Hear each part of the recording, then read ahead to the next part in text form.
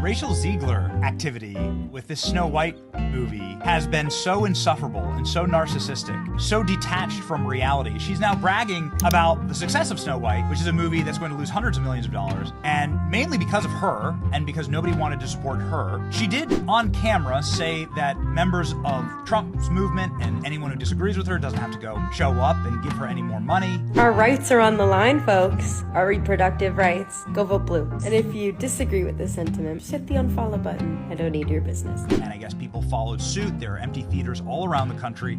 We are now at a 1 out of 10 on IMDb for the new Snow White.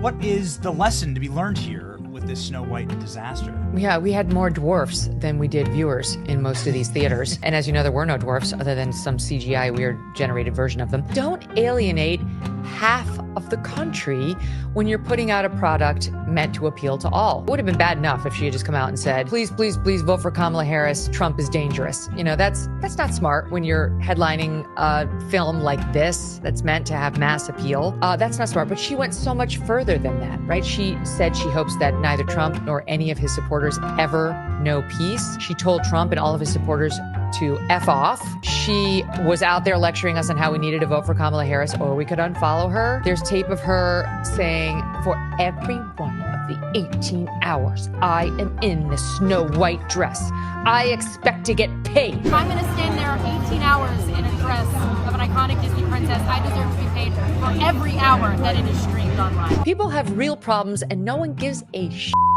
if she got paid for 17 instead of 18 on her multi-million-dollar salary, which is not calculated by the hour. Do you think your career's over after this? I do. Yeah, poison. And if she hadn't have opened her mouth, I think that this movie might have done well. They might have just been able to ride on the hopium, and then it would have fallen off when people knew it was garbage. Rachel Ziegler made it so hateable that you really sabotaged and took hundreds of millions of dollars from the studio. I don't know how anyone would ever want to go into business with her.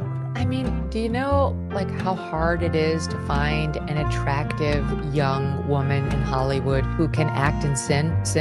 It's not hard. There'll be 25,000 more just like her knocking on the same doors that she had opened to her. She had the opportunity of a lifetime, and instead of being humble and grateful, she was entitled and a snot. And I will look forward to her not getting cast in any more movies.